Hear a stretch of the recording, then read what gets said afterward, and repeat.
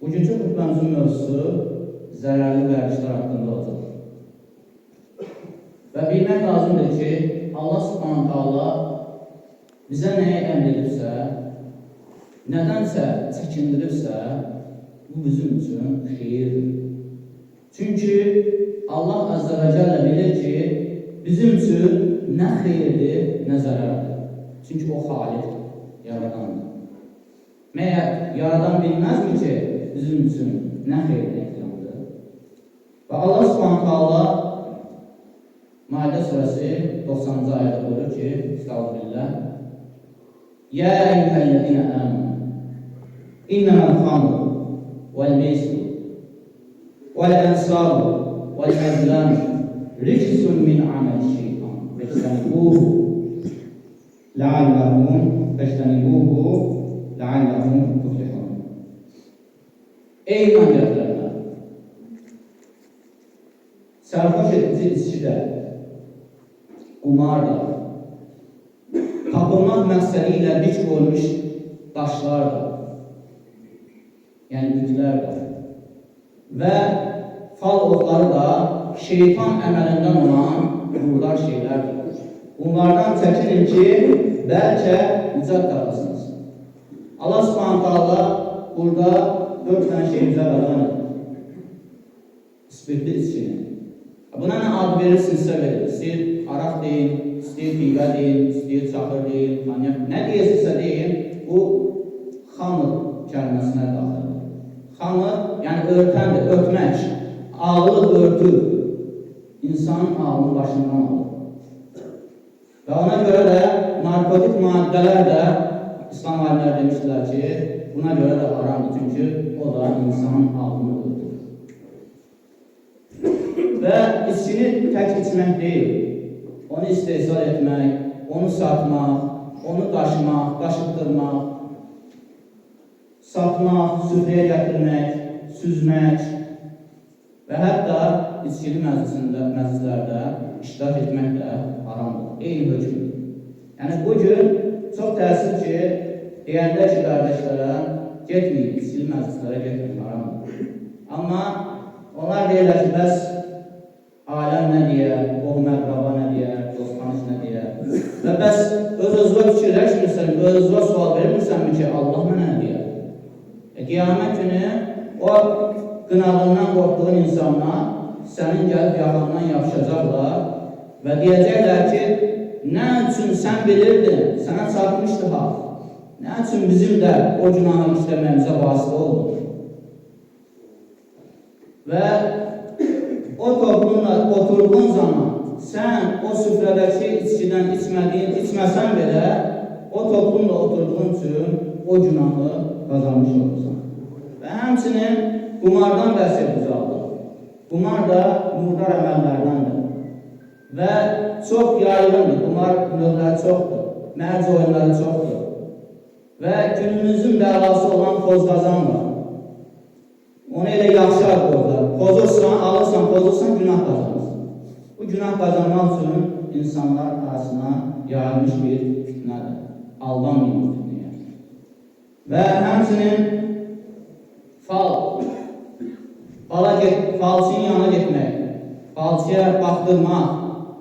Bugün heç və yaxud da əvvəllər insanlar utanırdılar, ayıb edirlər, qorxa-qorxa, gizli-gizli gedirlər fala baxmağa və ya hansısa bir cadugərin yanına.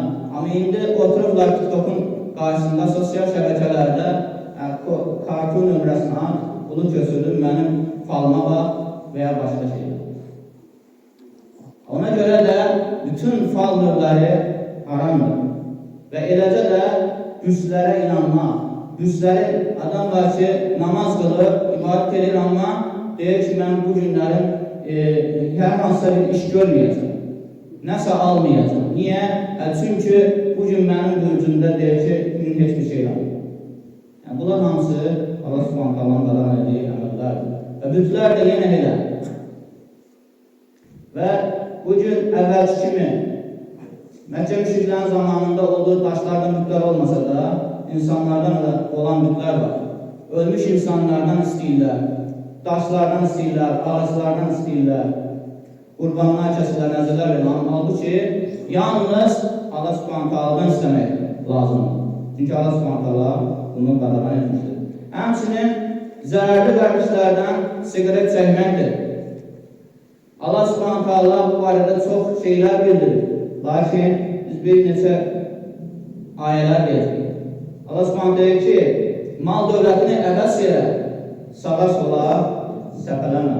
Həqiqətən malını əvəz yerə, sağa sola səpələnənlər şeytanların qardaşlarıdır. Yəni Allah Subhanahu taala sənin öz halal malı belə israf etməyə qadağan edir. Deyir ki, əlini nə təmiz aç, nə də sıx, yəni nə tam belə cömərd ol, nə də ki xəsis ol. Yəni ikisinin arasında orta bir yol. Hələ öz malı, öz halal malı. Bəs siqaret necə? Siqaretin aldığın, ona verdiyin pul sənin ailə haqqıdır, kasıbların haqqıdır. Bəlkə də onu yığıb ümrə ziyarətə gedə bilərsən, hər ziyarətə gedə bilərsən və s. Və Allah Subhanahu taala bunu da qiyamət günü soruşacaq. Həmçinin siqaret barəsində Uca Allah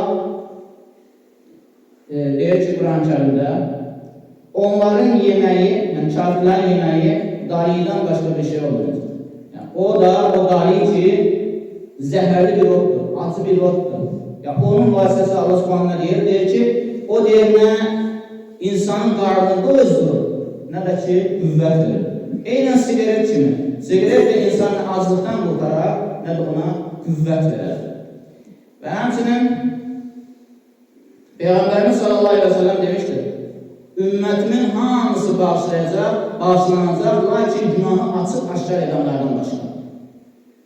Yəni bugün bəlkə də Allah Subhanahu taala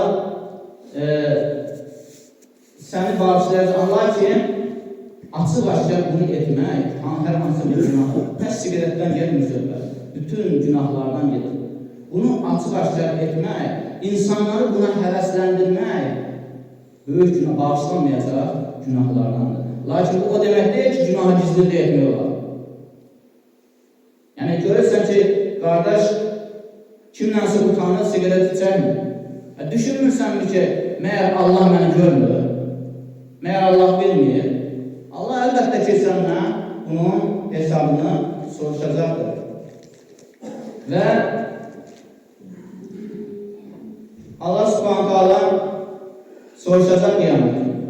Sənə verdiyin mal neynədir? Sənə verdiyin can neynədir? Bunun hamısını soruşacaq. Sən hansı yolu tutub getdin? Yəni hər kəs bilir ki, siqaret murdar, pis bir yoldur. Sən hansı bir yoldur?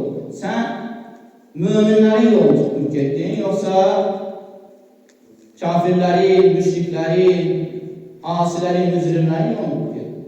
Yəni bu müsəlman işi deyil yəni. Siqaret müsəlman işi deyil, mömin işi deyil. Ona görə də siqaret qeyri-ictimai yerlərdə çəkilir. Meçidlərdə çəkilmir. Üzr istəyirəm, ayaq yolunda çəkilir.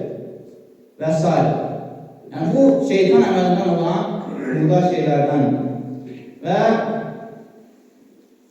Allah Subhanahu taala səndən soruşanda ki, hansı yolu tutub getdin? Möminlərin yolunu, yoxsa kafirlərin yolunu, günahkarların, asilərin, ağasına, Rəbbinə qarşı gələnlərin yolunu.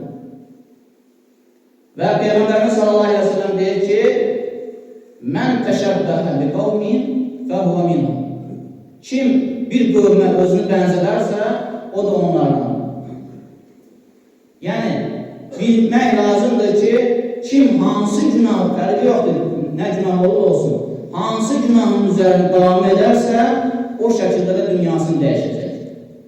Və necə öləcəksə, elə də bilinəcək və Allah Azza və Cəllənin qarşısında deyəcək, soru-sual tutulacaq və sonunda bu ayəni oxuyaraq qanıtırmaq istəyirəm.